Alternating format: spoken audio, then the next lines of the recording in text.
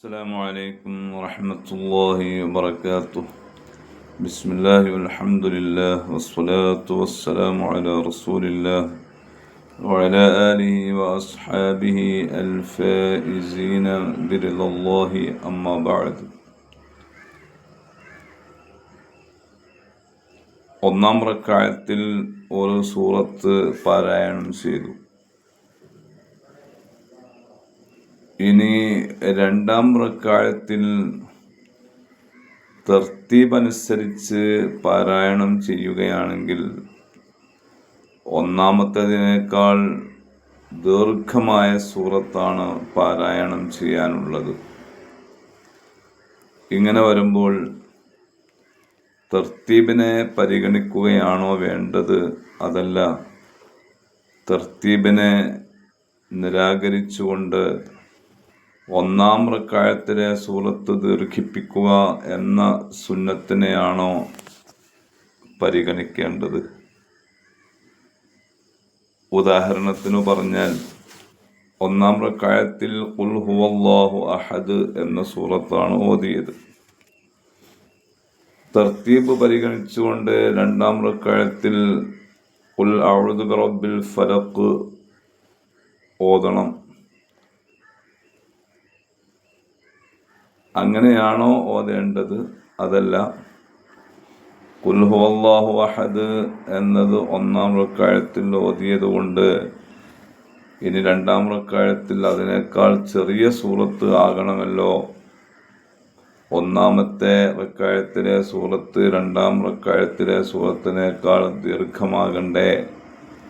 അപ്പോൾ അങ്ങനെ ആണെങ്കിൽ രണ്ടാം റക്അത്തിൽ സൂറത്തുൽ കൗസർ പാരായണം ചെയ്യുകയാണോ വേണ്ടത്? എന്താണ് അവിടെ ഉചിതം? മഹാനായ ഇമാം ഇബ്നു ഹജർ റളിയല്ലാഹു അൻഹു തുഹ്ഫയിൽ രേഖപ്പെടുത്തുന്നത് കാണും, വലൗ തആറദ തർതീബു വതത്വീലുൽ ഊലാ, തർത്തീബും അതുപോലെ ഒന്നാമത്തേതിനെ ദീർഘിപ്പിക്കുക എന്നതും കൂടെ ഏറ്റുമുട്ടിയാൽ, كأن قرأ الإخلاص فهل يقرأ الفلق نظرا للترتيب أو الكوثر نظرا للتطويل الأولى. ഇഖ്ലാസ് സൂറത്ത് ഒന്നാമത്തേതിൽ ഓതിയ വ്യക്തി ഇനി തർത്തീബ് പരിഗണിച്ചുകൊണ്ട് സൂറത്തുൽ ഫലഖ് ഓതുകയാണോ വേണ്ടത്? അതല്ല ഒന്നാമത്തേതിനെ ദീർഘിപ്പിക്കുക എന്ന നിലക്ക് കൗസർ ഓതുകയാണോ വേണ്ടത്? കുല്ലും മുഹ്തമലുൻ വൽ അവ്വലു അഖ്റബു. അവിടെ പ്രബലമായിട്ടുള്ളത് തർത്തീബിനെ പരിഗണിക്കുക എന്നുള്ളതാണ്. ഒന്നാമത്തേതിനെ ദീർഘിപ്പിക്കുക എന്നതിനേക്കാൾ കൂടുതൽ പരിഗണനീയം തർത്തീബാണ്.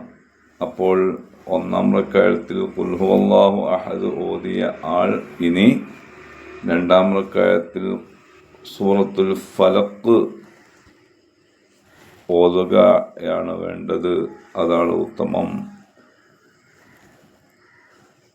കാരണം ഒന്നാമത്തെ റക്അത്തിലെ സൂറത്ത് രണ്ടാം റക്അത്തിലെ സൂറത്തിനേക്കാൾ ദീർഘിപ്പിക്കുക എന്ന സുന്നത്തിനേക്കാൾ പ്രാമുഖ്യം നൽകേണ്ടത് തർത്തീബ് പരിഗണിക്കുക എന്ന സുന്നത്തിനെയാണ്.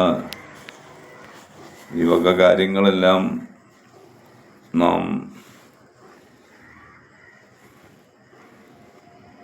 പ്രായോഗിക തലത്തിൽ കൊണ്ടുവരേണ്ടതുണ്ട്. അല്ലാഹു സുബ്ഹാനഹു വ തആല തൗഫീഖ് നൽകട്ടെ. ആമീൻ.